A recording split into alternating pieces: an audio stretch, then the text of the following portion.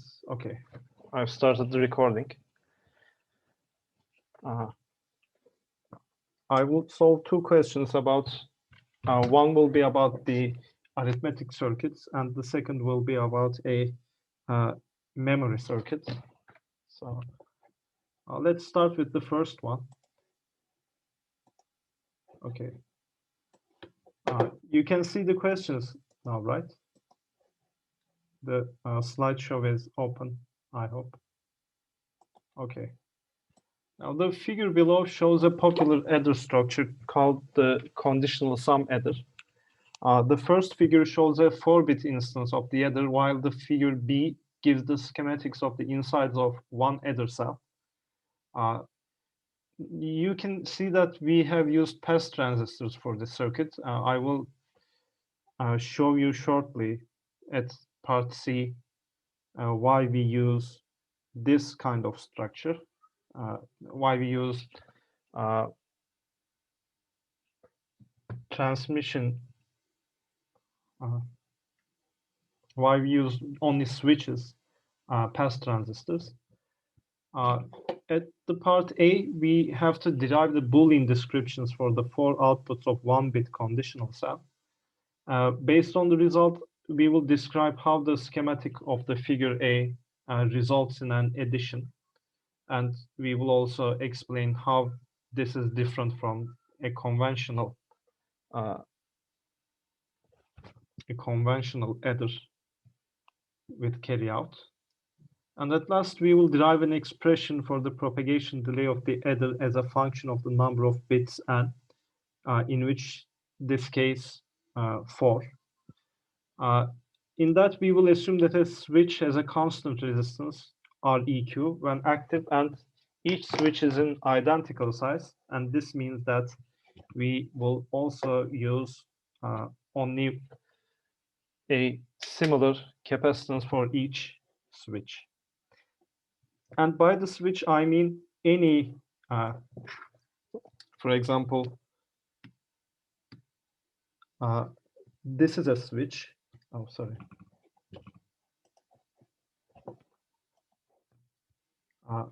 This is one switch. Sorry, I'm unable to adjust the pen. Okay. This is one switch. This is also one switch. And this is also one switch. So each of them will have the same resistance and capacitance. So let us start with the Boolean expressions for each output. By the way, these are obviously these outputs of each box. And all of these conditional cells are identical. So let us see what every part of the conditional box, how they operate. Let's show how they operate. Let's first look at S0. As we can see, since the PMOS input is A and NMOS input is A naught, this part is A naught B. And this part is, this is B naught A, B naught A, and this is A naught B. These are similar. We just put this because we want to avoid the case where a floating input appears. So actually, they do not cancel each other. They are just the same. Only one of them is canceled because they are the same. So this is the case where A naught B plus B naught A. We all know that this expression is equal to A XOR B. This is exclusive OR. This only holds the A and B are not identical inputs. So this is basically the XOR operation. And let's look at S1. And in S1, as you can see, we have AB, since we have A not at PMOS and A at NMOS, and the other side of the transmission gate is B. This is AB plus, this is B not A not plus, and this is AB. And since these two are identical, this is AB plus A naught B naught. And similarly to S0, this is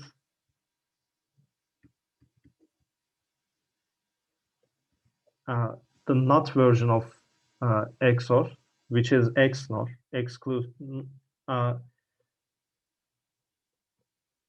which means the A and B are identical. They are both 1 or they are both 0. Let's look at the carry parts of the circuit. Let's look at the C0.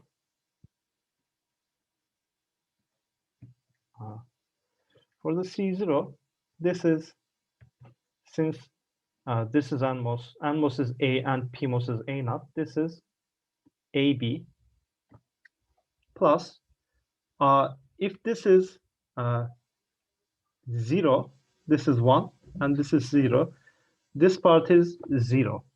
So this is AB or 0. This doesn't mean anything, this part, but we put this to, I'm looking at the question. Oh. İstanbul'da mı oldu? Hocam az önce sallandı da. Yani Arkadaşlar böyle... şu anda deprem olmuş. Ben hissetmedim ama. Aynen, az önce sallandı.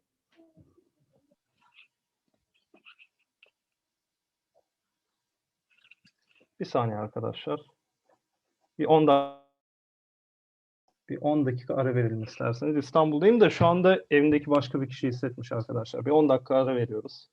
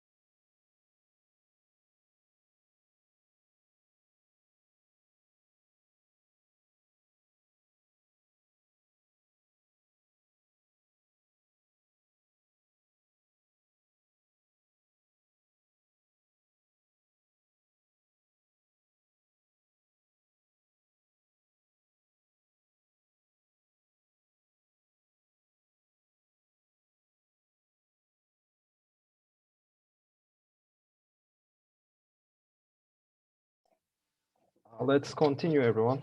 I hope everybody came back and everybody is safe. I don't think it will take long, so let's continue. And I've also started recording again. So at the previous part, we have found out the functions of S0 and S1, which are XOR and XNOR. Now we were investigating the C0 and C1. As we have seen, since we had A at the NMOS and A naught at the gate of the PMOS, we had AB at this part, and since the gate is A naught and the other end is connected to A, this will, when this is this conducts, A will be at 0. This is not meaningful in terms of its function, but we just use it to prevent a floating node, which is the output. We need to use this to ensure that the output is never connected to a high impedance floating node. So this is basically AB. This is basically an A and B gate. And the last part is C1. And for the C1, we have A naught at the NMOS and A at the PMOS. So this is A naught B.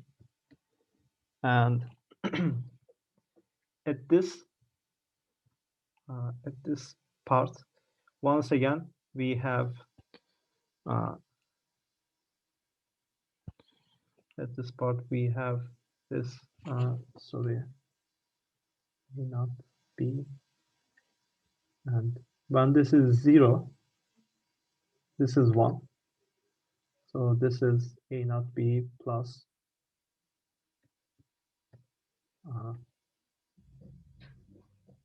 A, right?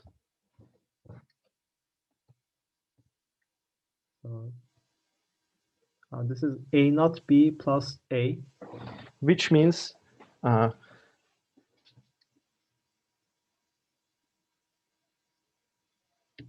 naught B plus B naught A plus AB, which is arithmetically A plus B, okay? Any one of these, actually this is A plus B, A or B, okay? So at the end, for the S0, we have A XOR B. For S1, we have A XOR B. For C0, we have A and B. And for C1, we have A or B. So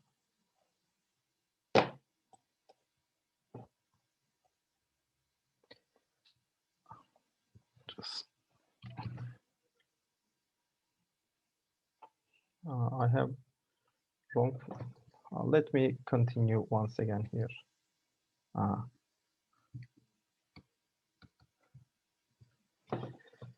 This basically some kind of circuit here that let me rewrite this. Sorry, by the way.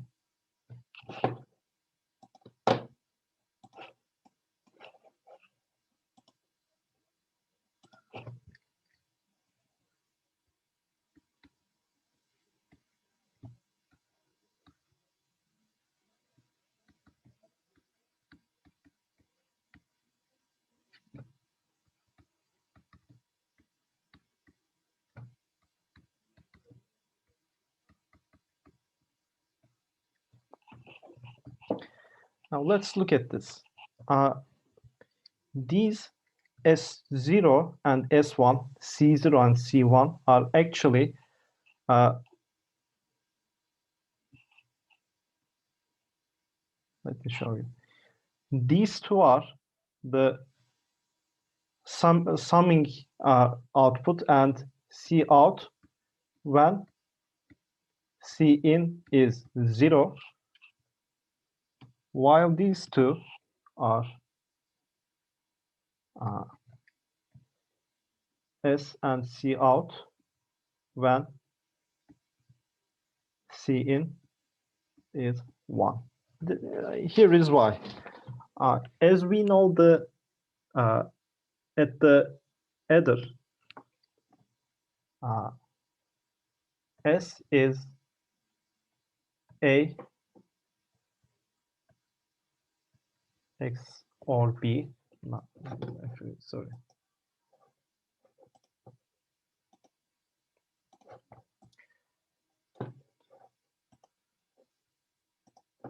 S output is high when any two of the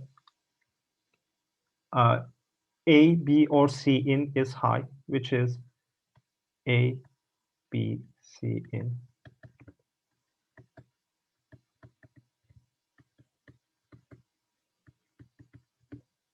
This is the case, right? S at a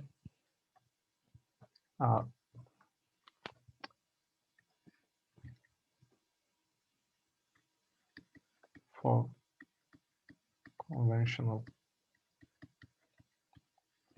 adder.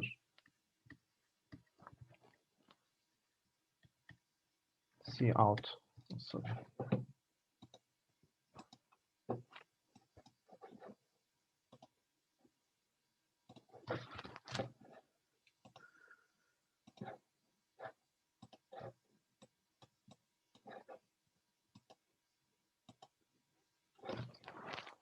And C out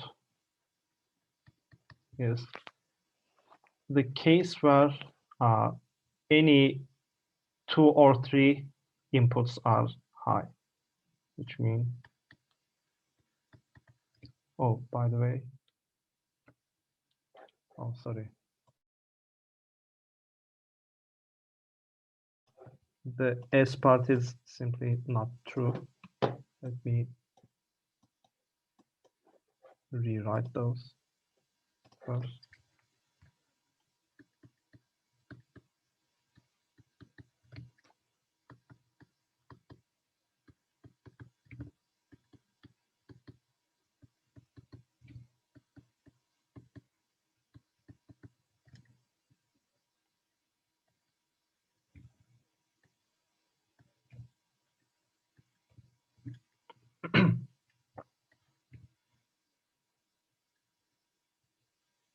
So if only one input is high, S is high, or all three inputs are high, S is also high. And C out is only high when more than one of the inputs are high. Do you have any problem for the conventional adder part of the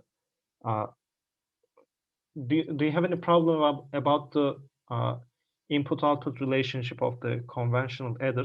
If you have, I can explain it to you. So, in this adder type, we calculate both the cases where carry-in is high and low at the same time.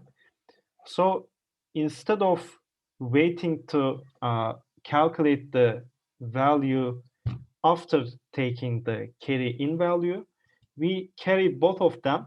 We calculate both of them, and then we choose we choose which one we have to use using the carry out values of the previous circuits. Let me show you. By the way, if the carry-in is 0, this holds, right? Because if either one of these are high and other one is low, this gives a high output, and this just gives the reverse of it. And once again, in case where the C in is 0, if both are 1, C out is 1. If either one of them are 0, the C out is 0. And if we have C in as 1, if either one of them is high, the C out is high. So this is a accurate behavior of the circuit when the C in is low or C in is high. And afterwards, depending on the and you can see that the first bit doesn't have a carry in because there is no lesser bit than this. So we only use the case where the carry in is 0. So we choose between the S1 or S0 in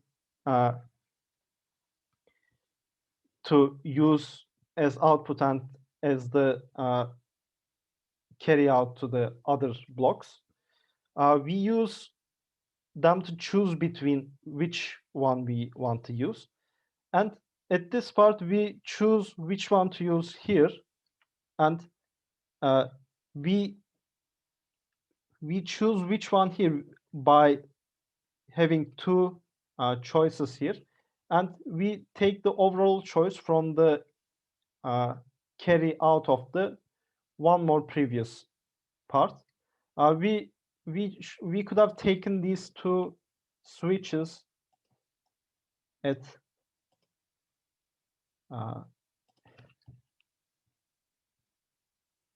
here also, but they in this example they have put it this way to show that the C out is only taken here, so there is no confusion about it. So at last we have to derive an expression for the propagation delay of the adder as a function of the number of bits n, of which we have 4 here. We will assume that every switch has an REQ and a capacitance of CEQ. So by rule, since look, since for each previous step we have each conditional cells gives output passing through one switch, right? Each of them has one switch path. Whichever output it gives it through one switch. So all of those conditional cells has one switch. And depending on the index of the bit, we have additional switches coming from the previous block's choices. And for the number of bits, this is the additional switches are number of additional switches are given by this relation, log2 n ceiling function. The ceiling function means that, for example, let's put x here. X. The closest integer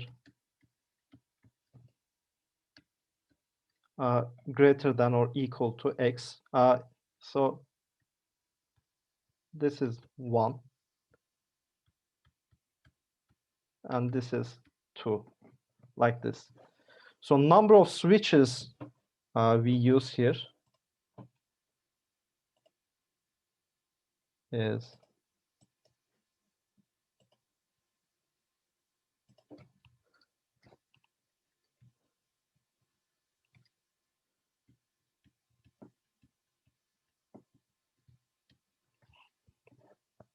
so overall number of switches at the worst case from input to output is 1 plus log 2n ceiling.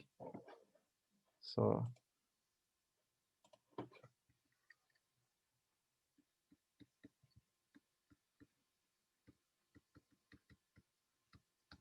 the number of switches is 1 plus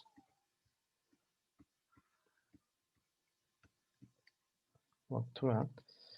Since we have REQ times CEQ, but we have this kind of a structure.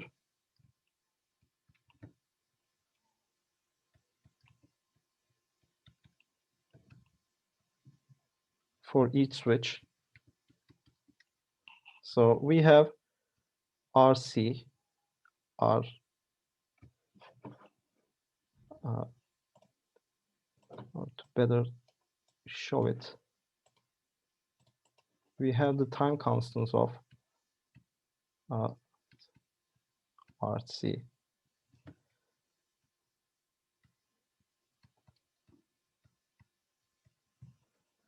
And here we have 0.693 RC. So the expression we can use to, so the expression we can use to get the amount of delay is I is equal to 1 to M 0.69 I R EQ C EQ, where M is equal to 1 plus ceiling logarithm to N ceiling. This is the expression we can use to calculate the propagation delay across the circuit for N bit adder. In conventional scheme, I'm looking at the chat. For this question, N is 4 because we have 4 bit of adding function. This is a logarithmically rising function. If we used a conventional CMOS, the propagation delay would have risen linearly. So to show it in a crude type of graph,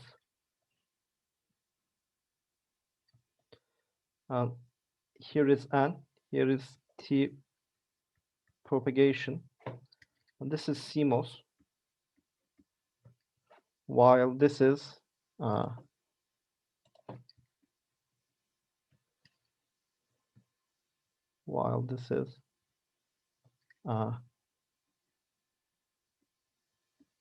CSA.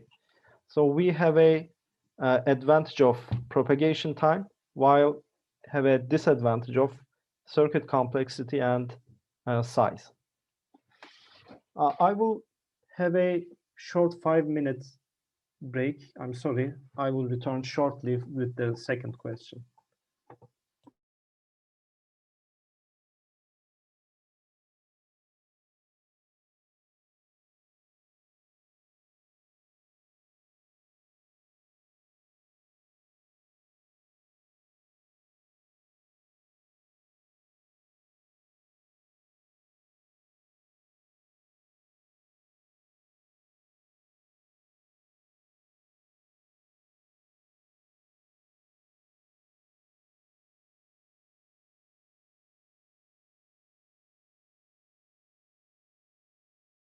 Sorry once again.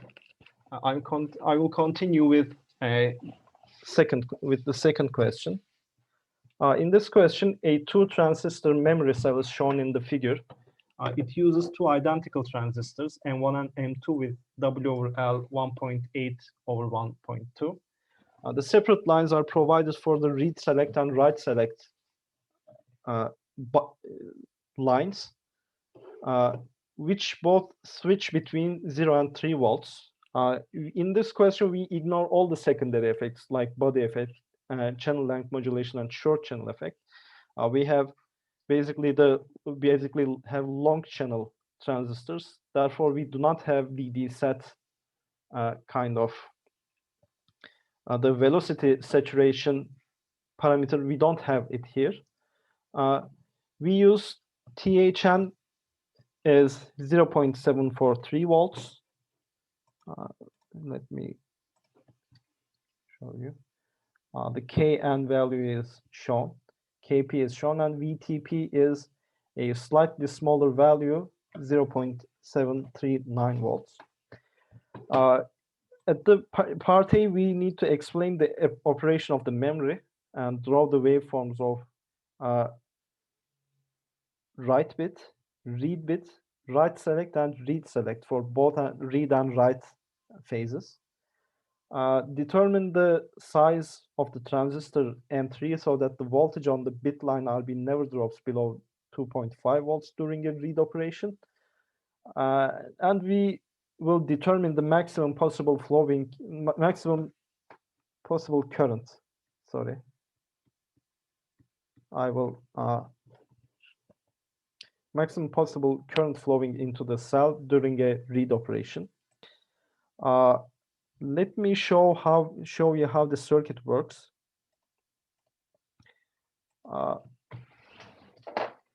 Let's consider the initially the voltage of this capacitor is 0, and we want to write a high bit to the we want to write 1 to this capacitance.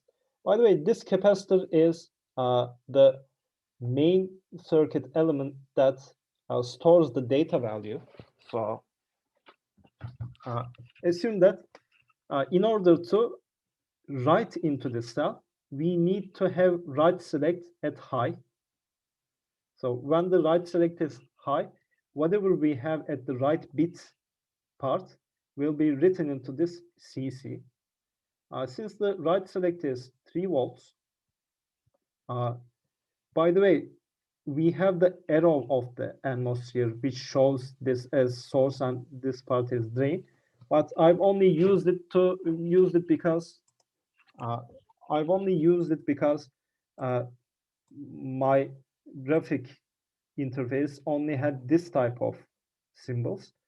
But we know that the source drain and drain source is interchangeable at MOSFET transistors.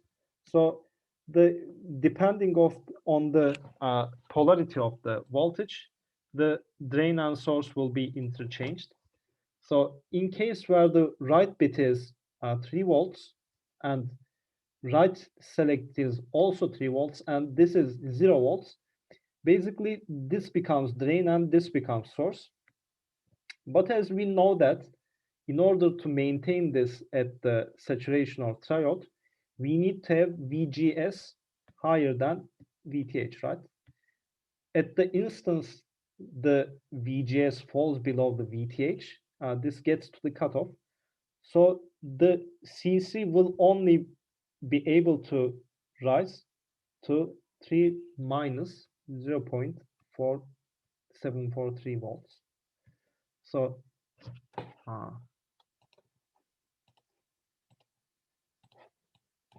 we will see that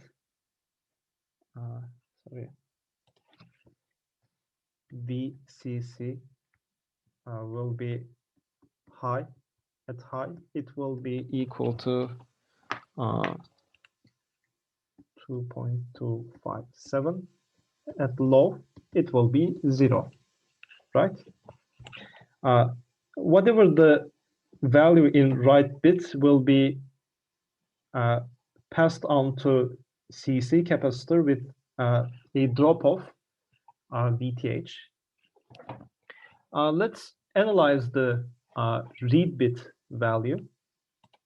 So assume that this is 0, right? And this is the stored value at the capacitance. And we have a read select bar at this point. If we do not want to read, since this is a bar type of signal, which is the inverse of the read signal, when the read is low, this will be high. So this will be at 3 volts, which makes it unable to turn on because the source is at the highest possible voltage. So if we have read selected 0, which is the bar value makes it 3 volts, we cannot turn on the M2 and nothing happens at read bit value. When nothing happens at the read bit value, this value is also at 3 volt because this is basically a triode type of, you can consider this as short circuit without any resistor at the resistors at its drain. And since it is also not connected to a ground or any voltage value, this will keep this capacitor at the 3 volts. In case where the read select is low, this will be at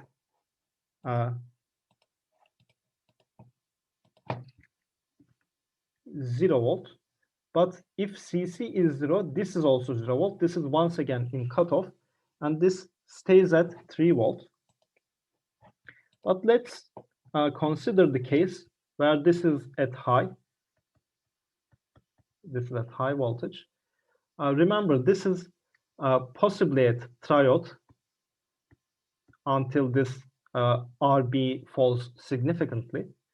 And at high point of this will be at saturation. Since at triode, this is this acts like some kind of resistor, the output, read bit output will be like this.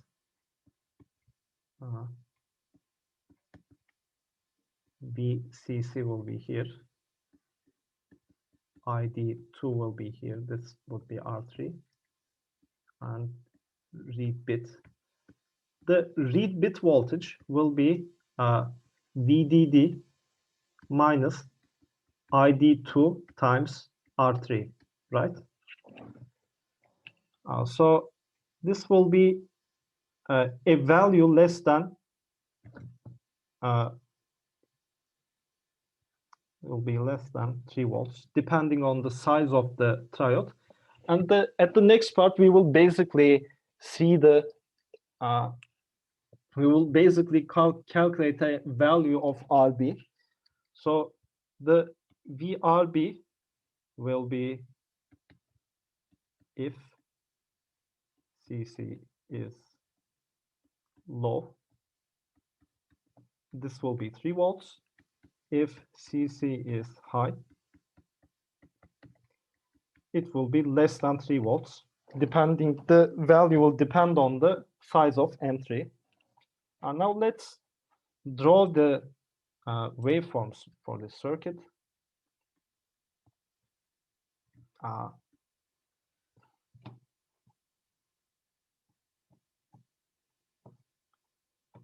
Let's first draw the read operation.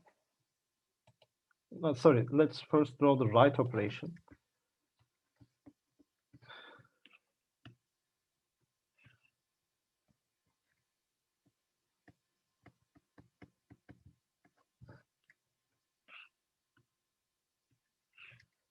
Now, let's first use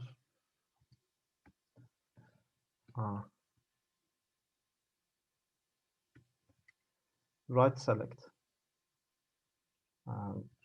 Let's put something like this.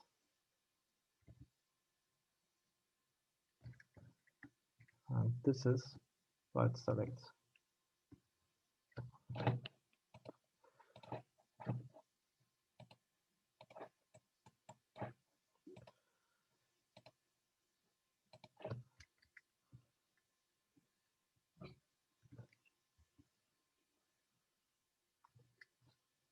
This should be write bit. And this should be the output at CC.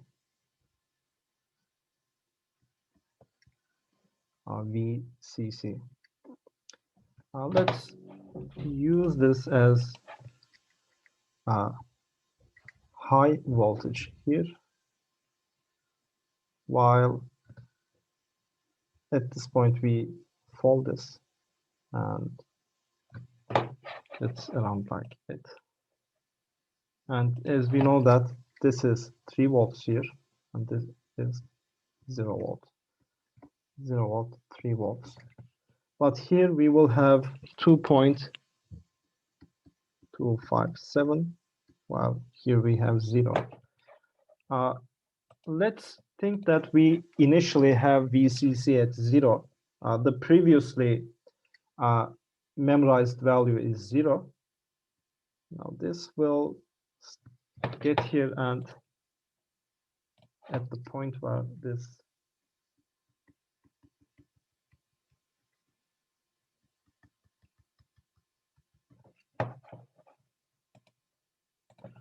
this will slowly get to here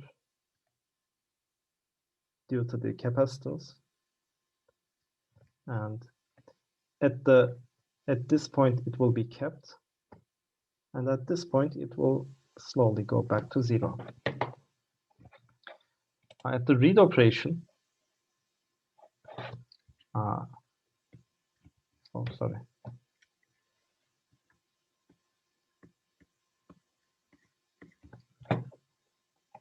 well, just let me multiply this slide a couple times so that I can show the last part. I will reshare it shortly.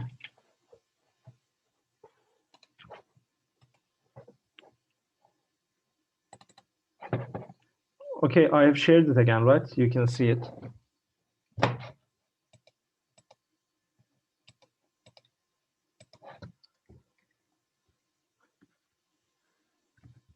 Okay.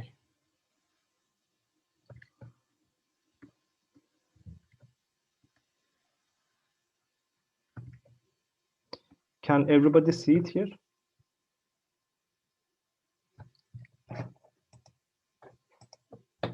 Okay. Now, let's assume this CVCC, and this is the read select bar, and this is the read bit per time.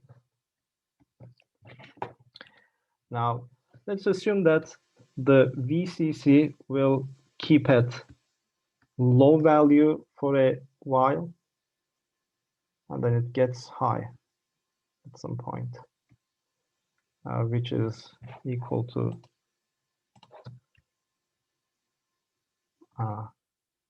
2.257 volts,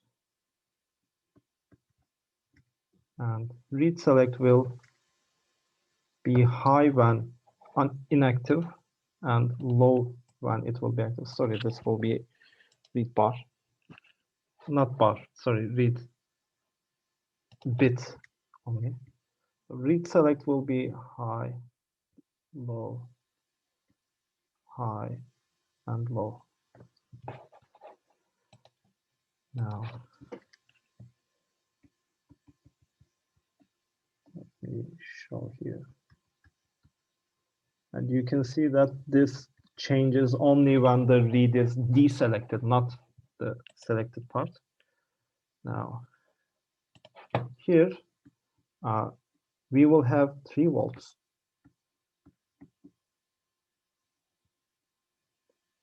And it will remain at 3 volts because the VCC is low and this is at cutoff. It will remain there once again because this is deselected. Now, but at this point it will show fall slightly. So this part is a very little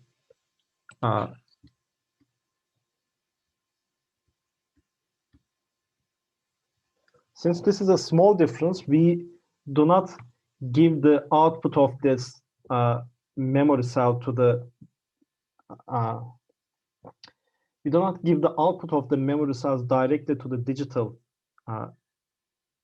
We do not use them at digital circuits directly. Instead, we use sense amplifiers.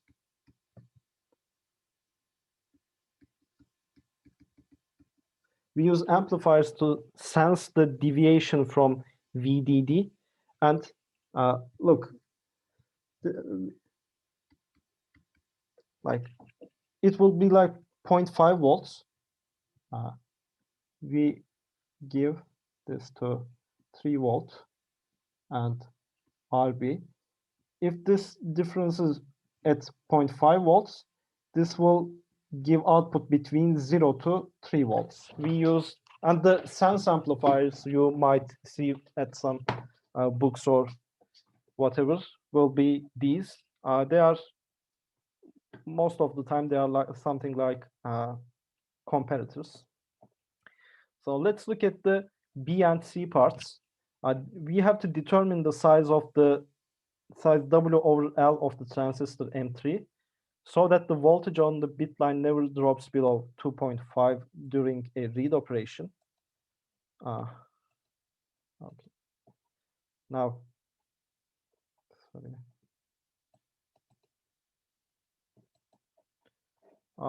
This read part will remain there because I saved it before, but this isn't the read part. Just let me, sorry. So this is not the read part. So we want the RB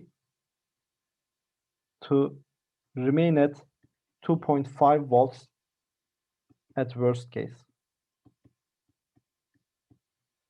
By the way, I had noted the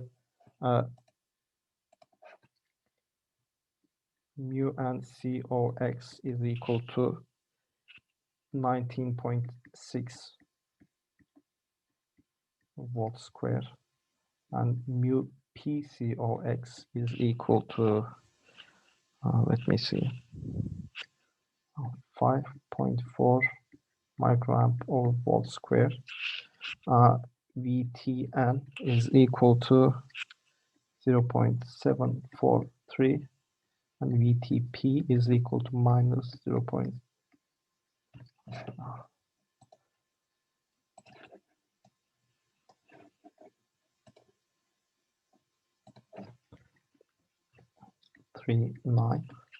So the worst case will be the highest value of current flowing through here, right?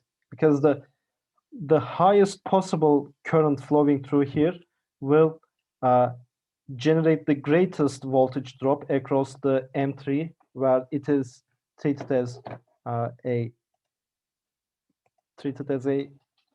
almost as a resistor. So the greatest current will be the point where the VCC is at the maximum value, and the VCC max we had found out to be 2.257 at the previous parts. So we have CC equal to 2.257 volts at the worst case, and we want the circuit to generate 2.5 volts at read bit at that case. Let's first investigate which region each MOSFET works at this point. So M3, VS 3 volts, VG is 0 volts, and VD is 2.5 volts. So VSG is 3, VSG minus plus VTP is equal to 2.261. VSD is equal to 0.5. This is way higher than this, so this makes it a triode. And let's look at the M2.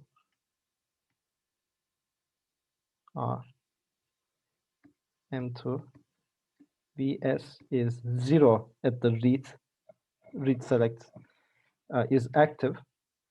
VG is equal to the VCC max 2.257, and VD is 2.5. VGS minus VTH is equal to 1.514 volts. VDS is equal to 2.5, which makes this the VGS minus VTH is less than VDS. So this is at saturation. So basically what we have here is VDD. Oh, sorry.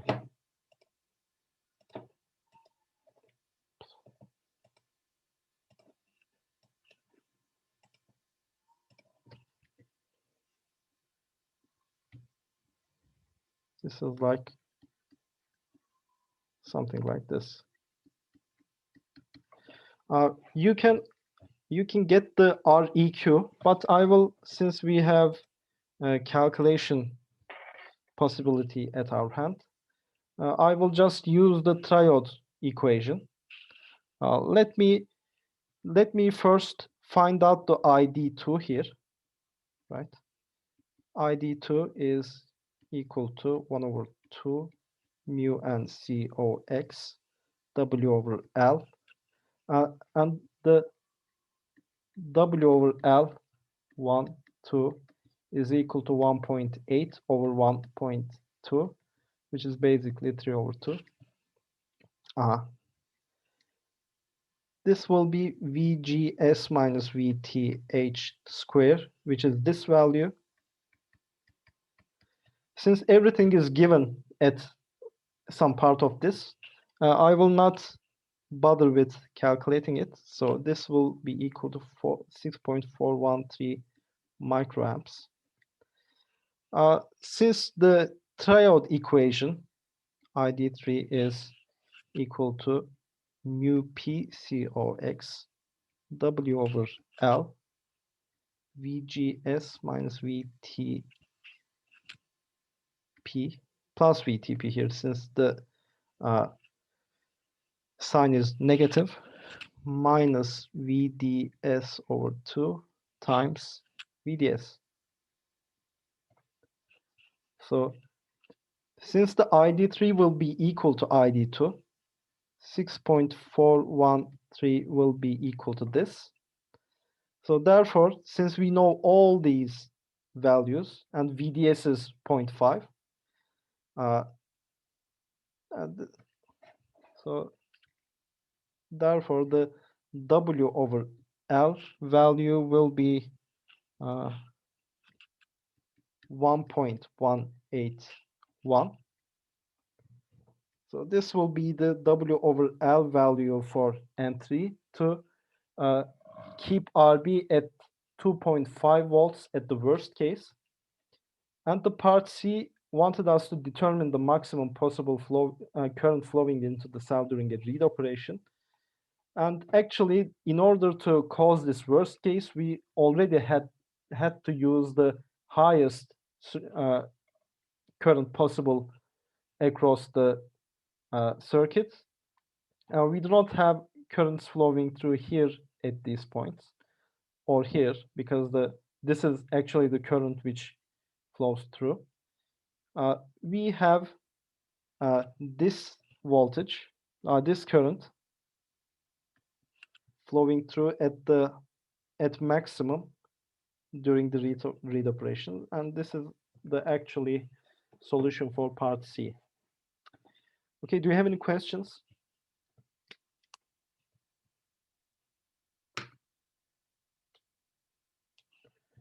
I hope you will stay safe and healthy, and I wish you luck in your final exam. If you don't have any questions, I will close this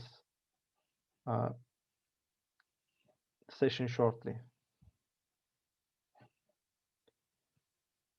Goodbye and stay safe. I will read your homeworks and quizzes before the end of this week, but I don't know about the midterms.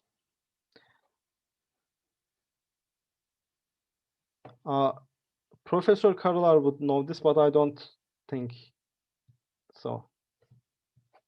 Şahane gel.